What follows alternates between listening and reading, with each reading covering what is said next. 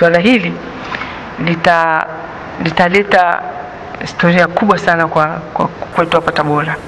Lakini sio hivyo tu, machifu wameandaa zawadi kwa ajili ya Mheshimiwa Rais. Sasa hiyo zawadi wameniambia nisiseme kwa sasa hivi, wataisema siku ile. Wataikabidhi siku ile ya mkutano mkubwa ambao utafanyika tarehe 19 katika viwanja vyetu vya Ali Hassan Mwinyi. Na basi wana Tabora wote, kwa kweli atakayebaki nitamshangaa. Wana Tabora wote tujitokeze ili tushirikiane na watemi wetu hawa kuweza kumheshimisha rais wetu Mama Samia Suluhu Hassan. Mikoa yote utakuta kuna mtemi mmoja au wawili wamezidi, lakini hapa jopo la watemi wako hapa. Hapa ndio nyumbani kwa watemi. Kwa hivyo nina uhakika Mheshimiwa Rais atafurahia sana ujio wake Tabora, na atarudi mara zaidi na zaidi.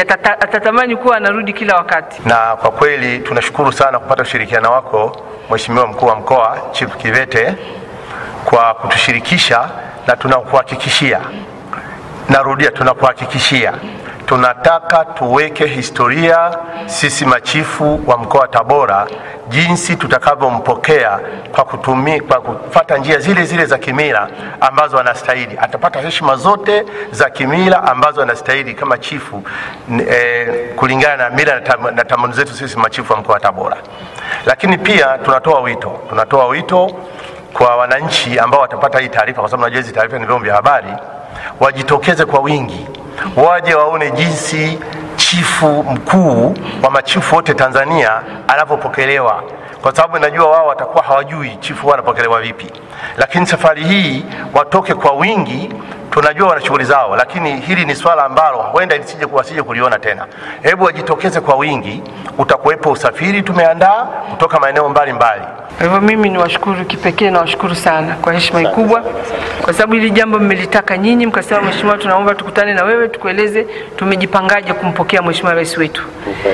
Na nimeridhika kwa kweli kwa jinsi ambavyo mmejiandaa, na kuna yale ambayo yanahitaji itifaki waweze kuangalia, wakiyaruhusu yatakwenda vizuri sana. Yale ambayo yataonekana hayatawezekana basi mtatuia radhi, lakini mjue tu kwamba nia ni njema, na tutafanya kila jitihada kuhakikisha kwamba yote ya muhimu yanazingatiwa ili kuweza kwenda na mila na desturi. Kama unavyojua Mheshimiwa Rais na yeye anathamini sana mchango wa viongozi wetu wa jadi, viongozi wa mila, machifu, lakini pia viongozi wa dini.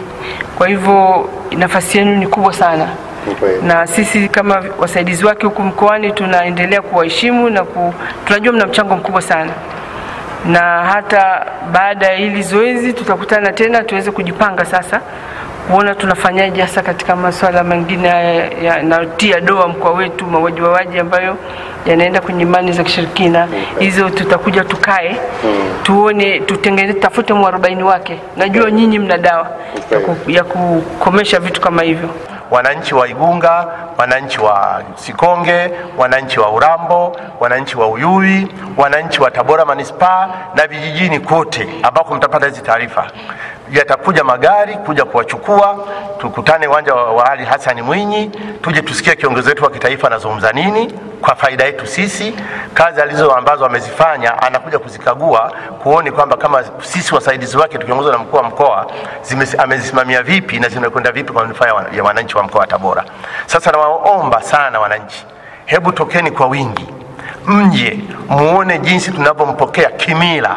Najua kwa sababu kizazi cha sasa wengi hamjui wanapokelewa vipi, lakini safari hii mmepata bahati. Njoni muone tunapompokea kimila, na kwa kweli tutampokea kwa niaba yenu.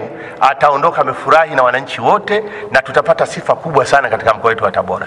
Nikisema hayo kwa uchache sana, naomba niishie hapa, lakini makubwa mtayaona kwa vitendo.